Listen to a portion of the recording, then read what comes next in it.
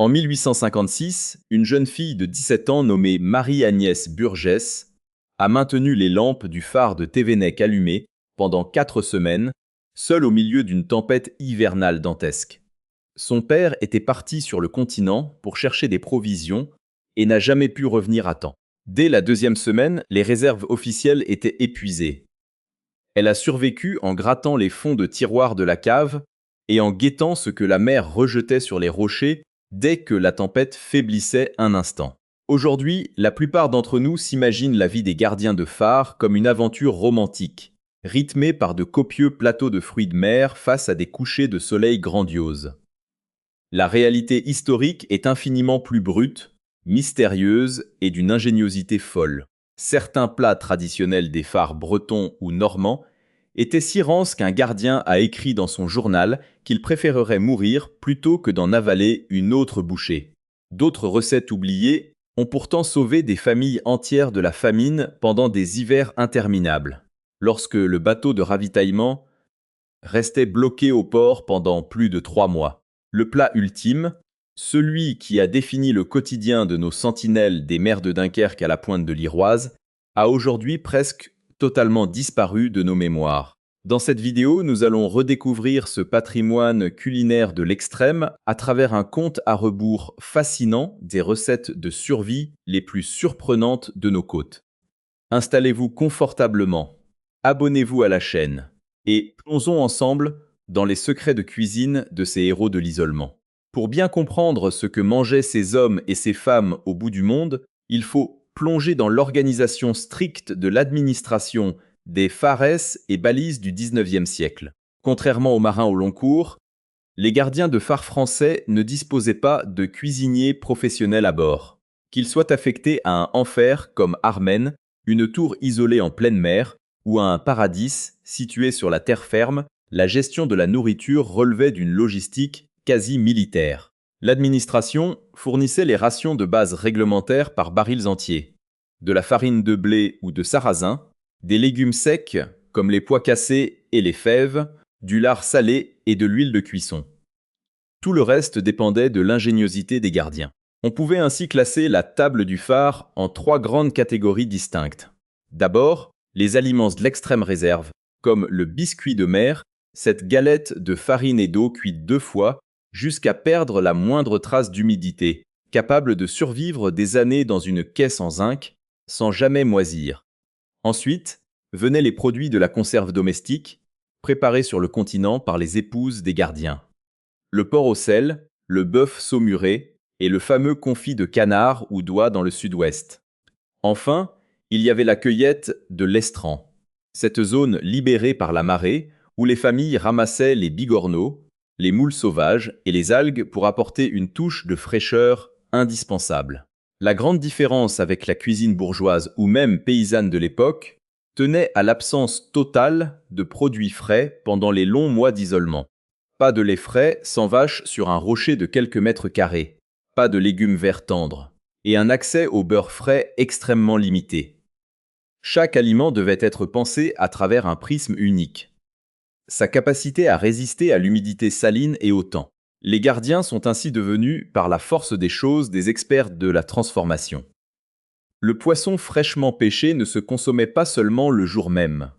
Il était immédiatement fendu, vidé et mis au sel dans des grès pour les semaines de tempête.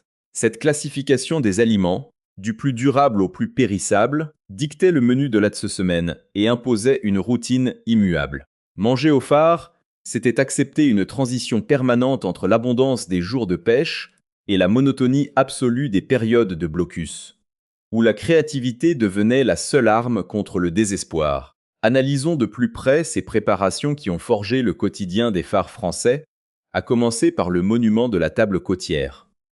La morue salée aux pommes de terre. Vendue pour quelques centimes dans les ports de Douarnenez ou de Fécamp, elle arrivait au phare sous forme de plaques rigides et blanchies par le sel, dures comme du bois.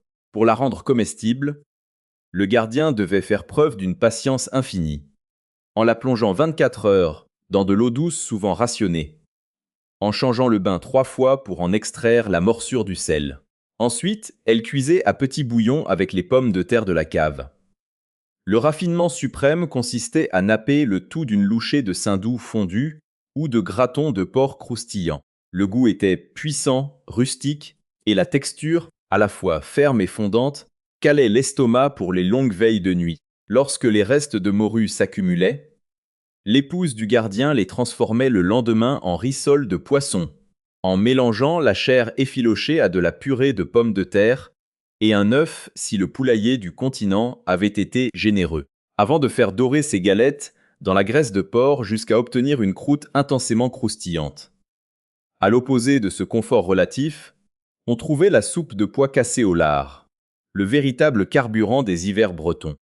Les pois se désagrégeaient totalement après 2 heures de cuisson sur le coin du poêle en fonte, épaississant l'eau en une texture si dense qu'une cuillère en bois y tenait debout.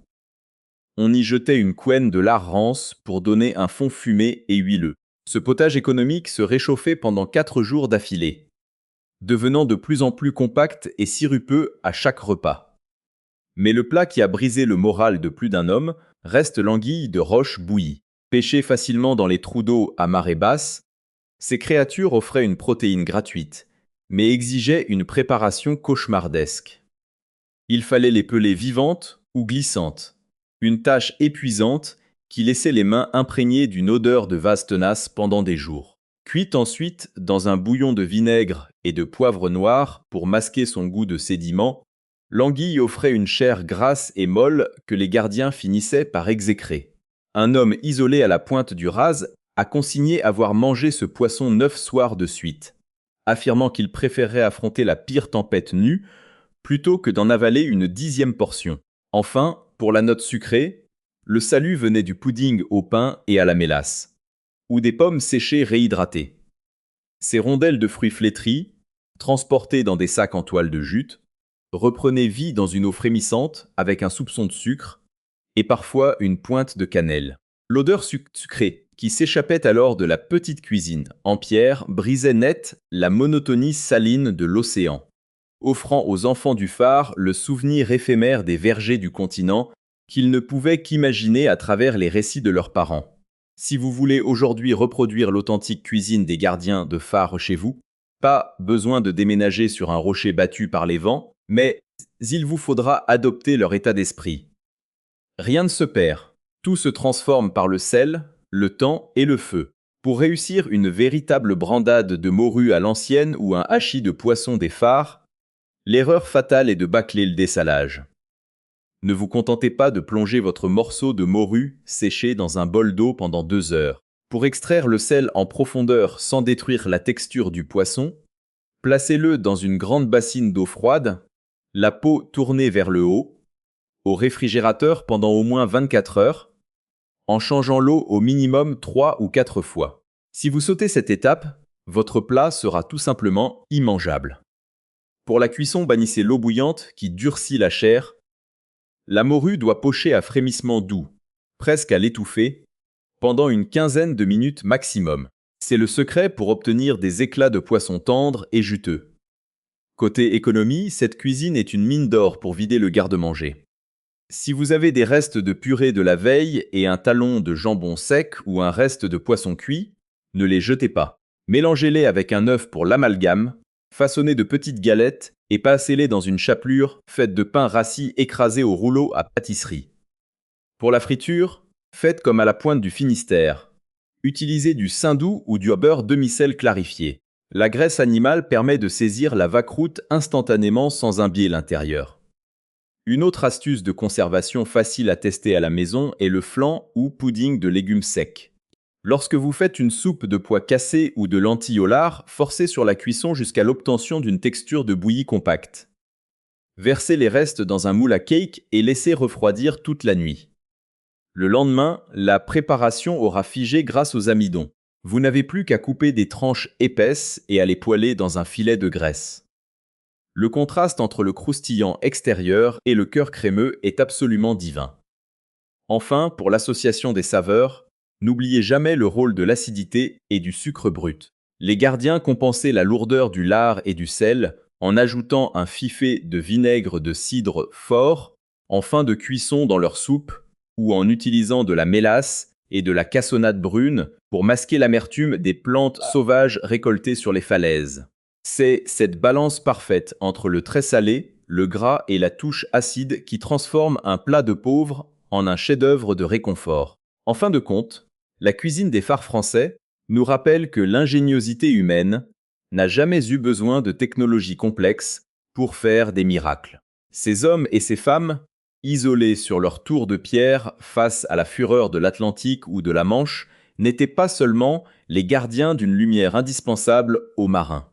Ils étaient aussi les derniers dépositaires d'un savoir-faire culinaire et de conservation ancestrale que notre époque moderne, rythmée par les supermarchés et les réfrigérateurs, a presque totalement effacé de sa mémoire. Pour résumer l'essentiel de cette immersion et vous lancer à votre tour dans cette expérience historique, voici votre mini-checklist du parfait cuisinier des phares. Premièrement, le dessalage rigoureux, 24 heures minimum pour la morue, la peau vers le haut pour laisser tomber le sel. Deuxièmement, la valorisation absolue des restes. Transformez vos purées et poissons de la veille en rissoles croustillantes. Doré au saindoux. Troisièmement, l'épaisseur nourricière, vos soupes de pois cassés ou de fèves doivent être assez denses pour y faire tenir une cuillère en bois debout. Et enfin, l'équilibre des saveurs de l'estran, compensez le sel et le gras par une touche de vinaigre de cidre ou la douceur brute de la cassonade. Relever le défi de cuisiner l'un de ces plats aujourd'hui, c'est rendre un hommage vibrant à ces sentinelles de la mer qui ont maintenu les lampes allumées pour que les autres puissent retrouver le chemin du port. C'est une cuisine d'histoire, de patience et de pure survie. Alors, voici ma question pour vous dans les commentaires. Lequel de ces plats authentiques allez-vous tenter de reproduire cette semaine? La morue salée aux pommes de terre, la soupe de pois cassée au lard bien épaisse, ou peut-être les galettes de rissole dorée. Et dites-moi, si vos grands-parents ou vos proches originaires de nos côtes bretonnes, normandes ou vendéennes vous ont déjà transmis un secret similaire pour cuisiner les restes ou le poisson salé. J'ai hâte de lire vos histoires. Partagez la vidéo, abonnez-vous pour ne pas manquer les prochains épisodes de notre exploration culinaire, et à très bientôt pour une nouvelle plongée dans l'histoire de notre assiette.